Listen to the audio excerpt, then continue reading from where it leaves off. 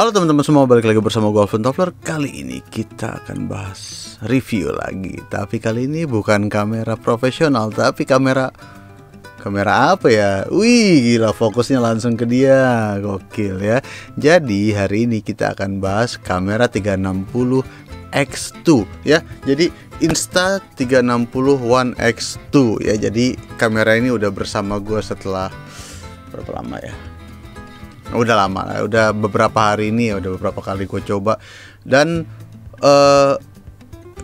gue nobatkan ini sebagai kamera action cam paling enak banget.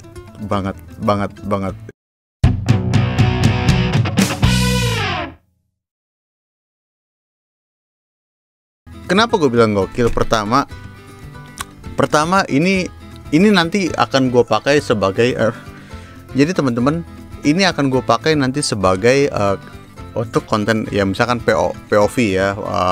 Jadi kameranya cukup gue taruh di atas kamera kayak gini, kameranya ditaruh di atas kamera, terus abis itu dan semuanya bisa kelihatan depan belakang gitu. Jadi kita hari ini review semua soal si Insta360 ini gitu.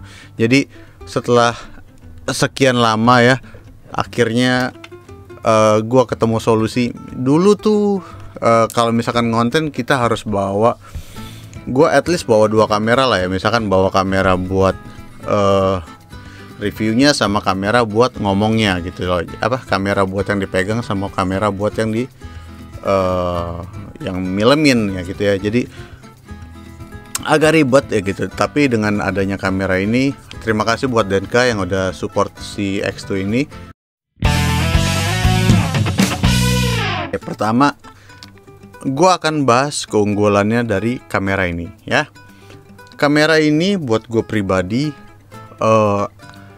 emang bener-bener kamera konten ya, bener-bener kamera konten. Jadi hasilnya pun bukan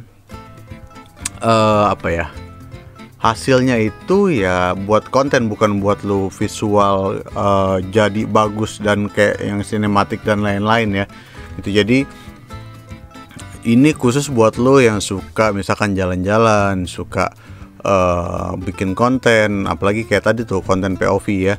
Terus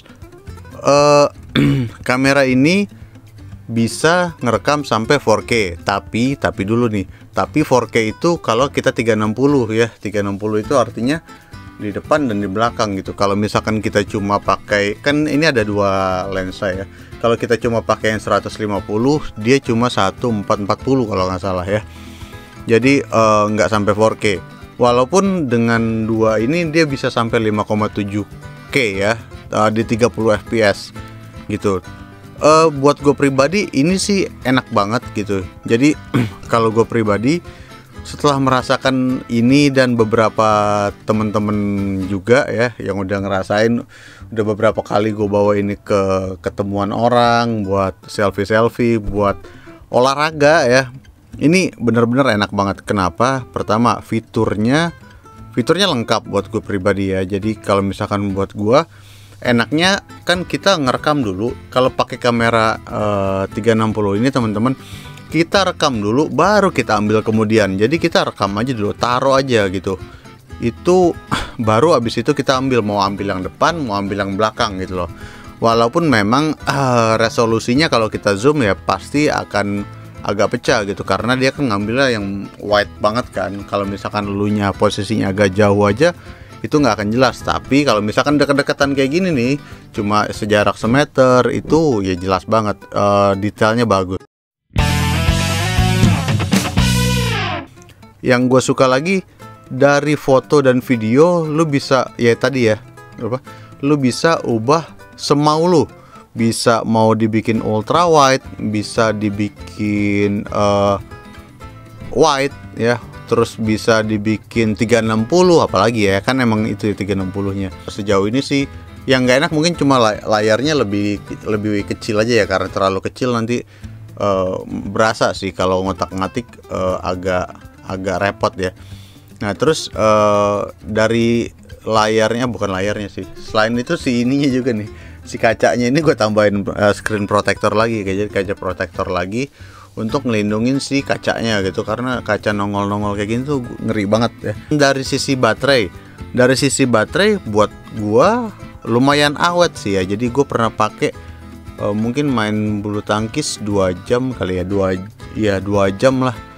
2 jam itu nggak dipakai full sih, rekam selesai, rekam selesai gitu, putus-putus lah, paling sekali pakai 2 menit 3 menit gitu buat ngerekam movement doang gitu. Itu nggak habis sih. Nah jadi terus abis itu gue pakai buat jalan, misalkan jalan ngerekam time lapse kayak kemarin itu berapa ya, sejam mungkin ya, sejam itu sekitar 50% habis baterainya. Tapi buat gue pribadi 50% sih bagus banget ya, cuma ngerekam timelapse 1,5 jam kan lumayan tuh gitu. Jadi itu enaknya baterainya juga ya, maksud gue baterainya nggak terlalu cepat banget habis, karena kan kalau gue lihat-lihat ya dia lumayan gede sih baterainya ya.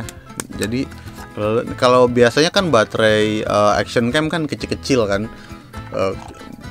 kayak GoPro dan lain-lain ya, itu kan lebih kecil. Nah ini kayaknya baterainya lebih gede. Udah gitu dia bisa nyemplung ke air katanya.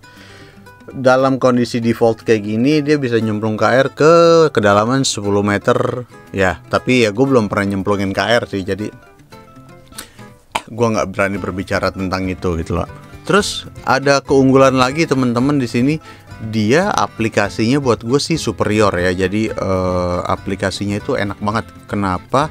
Karena lo bisa ngedit, udah banyak banget fitur-fiturnya. Jadi ada auto tracking. Nah auto tracking ini kayak gini nih, misalkan lu ngambilnya kan 360 ya, ngambilnya 360. Nah dengan fitur auto tracking itu, after lu import ke kamera ke handphone, lu bisa tracking objeknya. Jadi si kamera akan ngikutin objeknya gerak kemana, set gitu. Jadi kayak ada kamera movement, jadi kayak ada yang gerakin gitu. Nah itu gue sih itu sih gokil banget ya. Gue kasih lihat temen gue yang sesama, maksudnya yang latihan bareng bulu tangkis kemarin, gila.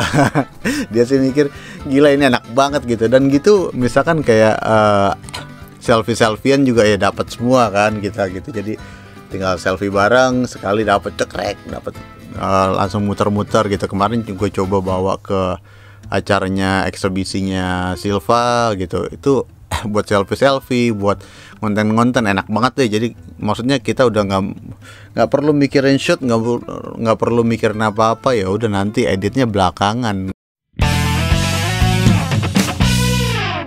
Kalau ini benar-benar kalau misalkan buat vlogging sih buat gue ultimate banget ya. Jadi lu misalkan lu butuh konten buat TikTok, atau lu butuh konten buat YouTube, butuh konten buat TikTok, lu kan harus vertikal atau Instagram. Kalau bikin konten buat YouTube, lu harus landscape gitu, 16:9 sama 9:16 kan. Nah dengan kamera ini lu nggak usah lagi ubah orientasi. Kalau misalkan kita pakai kamera ini nih sekarang nih, kita kan harus ubah orientasinya. Nah pakai kamera ini udah nggak usah lagi. Jadi lu tinggal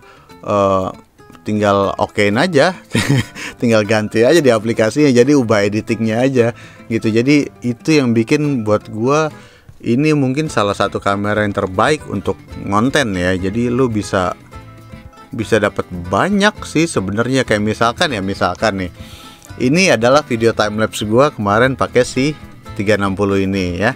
Ini sebenarnya awalnya gue posting buat Instagram, karena kalau lihat di Instagram gue udah ada itu di reelsnya ya. Nah tapi abis itu gue coba edit, gue ubah ke landscape karena misalkan buat YouTube nih. Wah tuh jadinya kayak gini gitu loh. Nah ini fitur ini yang buat gue ini suatu kemewahan banget ya. karena kan gue nggak pernah nyoba kamera 360 sebelumnya ya, tapi begitu nyoba ini sih bener-bener ya enak banget kalau misalkan buat ngonten, buat selfie. Dan misalkan lu rekamannya ya, lu posisinya kayak gini, lu bikin kayak gini pun nggak masalah. Jadi nggak berubah jadi potret, nggak berubah jadi landscape gitu. Nah terus teman-teman satu lagi, dia gyro stabilizer. Dia tuh ada gyro stabilizer kalau nggak salah deh. Tadi pas gua searching di gua ubah di laptop, dia tuh ada gironya, jadi dia bener-bener stabil. Gue jalan handheld pun nggak kelihatan geter-geternya gitu. Jadi buat gue sih enak banget. Buat lo yang udah kecil gitu, nggak ada stabilizernya lagi, jadi nggak enak lah buat video lo dipandang orang, nggak juga nggak bikin enak gitu ya. Jadi nggak geter-geter gitu. Nah terus habis itu dia juga dilengkapin sama si invisible stick gitu. Jadi kalau gue kemarin dikasih yang 3 meter emang sengaja mau bikin 3 meter. Gue pengen bikin seolah-olah menggantikan drone ini kameranya. Nah tapi gue belum tahu, belum sempat kepake gitu. Tapi buat gue pribadi si invisible stick ini ya breakthrough banget sih ya. Jadi kalau lu taruh di bawah gini, dia sticknya nggak akan kelihatan nih. Jadi dia lebih kecil dari sini, dia nggak akan kelihatan ke bawah sini gitu. Walaupun 360 semuanya kelihatan gitu, tapi ya si stick itu gua nggak tahu dia teknologinya gimana. Mungkin karena emang sengajain ada blind spot di area bawah sini gitu ya, tapi itu jadi nggak kelihatan sticknya. Gokil ya. Nah terus abis itu teman-teman, fitur-fitur editing di softwarenya itu buat gua nyaman banget. Jadi ada yang auto, bisa tracking, bisa atur speed, terus dan ada fitur multi view juga. Jadi misalkan gua ngevlog nih ya, nah ada picture in picture-nya, ada muka gua, ada gambar misalkan gambar depan gua, kan gua lagi ngevlog misalkan kayak gini nih. Nah satu ada muka gua yang kecil, terus satunya lagi ada tempatnya gitu. Jadi enak banget. Kalau dulu kayaknya di mana ada kayak gitu. Dia juga bisa slow motion di 3K. Jadi di 3K dia bisa slow motion sampai 100 fps. Tapi ya lu nggak dapat suara ya. Kalau misalkan lo mau dapetin suara ya di 4K 40 atau di 4K 50 atau 4K 30 gitu ya. Dan dia udah ada locknya juga, jadi lo bisa flat profile. Terus lo juga bisa taruh LUT lewat aplikasinya. Kali ini kita bakal bahas minusnya ya. Jadi minusnya sih ya karena sensornya kecil, kalau malam ya pasti noise ya. Cuma kalau buat gue pribadi, buat asik-asikan sih asik banget gitu. Jadi nggak peduli juga sih konten. Gue juga jarang konten malam-malam ya. Maksudnya kan nggak mungkin kita foto Milky Way pakai ini gitu. Mungkin bisa, gue lihat di beberapa negara ada yang bisa foto kayak gitu, tapi ya pastilah kalah kualitasnya dibandingkan sensor yang lebih besar. Tapi ini nyaman banget kalau buat kita taruh di dek mobil, di dek motor, atau di helm gitu ya. Buat kita bikin misalkan malam bikin time lapse yang jalan kayak tadi itu, wah itu gokil banget tuh. Itu udah gitu bisa kita atur lagi kelihatan mana duluan, depan duluan atau belakang duluan. Gila. Satu lagi mungkin yang masih agak kurang karena mungkin dari aksesorisnya masih terbatas banget ya. Jadi karena mungkin ini adalah kamera, walaupun emang kameranya nggak terlalu baru, tapi mungkin aksesorisnya belum banyak tersedia di lapangan gitu, apalagi khususnya di Indonesia.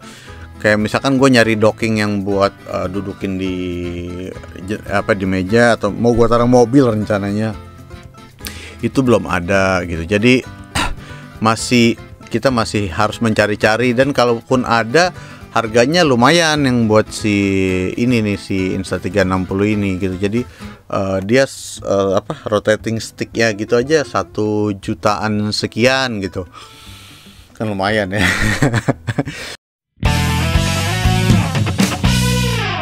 Salah satu gue suka juga mic-nya udah lumayan banget. Jadi suara gue kayaknya udah enak banget pakai si ini, walaupun tanpa mic eksternal ya. Nah cuma kalau dengan mic eksternal gue udah dikasih sama Denka juga. Mana dia? Bentar ya. Mana dia? Mana sih? Nah ini ya.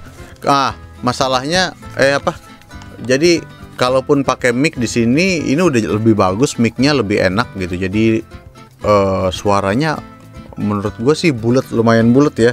Tapi kalaupun misalkan gue butuh jarak jauh, misalkan gue jauh dari si ininya, gue dikasih ada ini nih adapter nih, adapternya Cinova ya. Gue belum pernah pakai, belum buka. Tapi ini adapter USB-C ke 3,5 gitu. Jadi gue pakai mic, bisa pakai mic harmonic gue gitu, buat ngevlog ataupun buat ngonten gitu ya. Dan mungkin next time gue akan coba ini buat moto private kali ya. Lucu banget ya sih, lucu sih ini 360 di ini ya.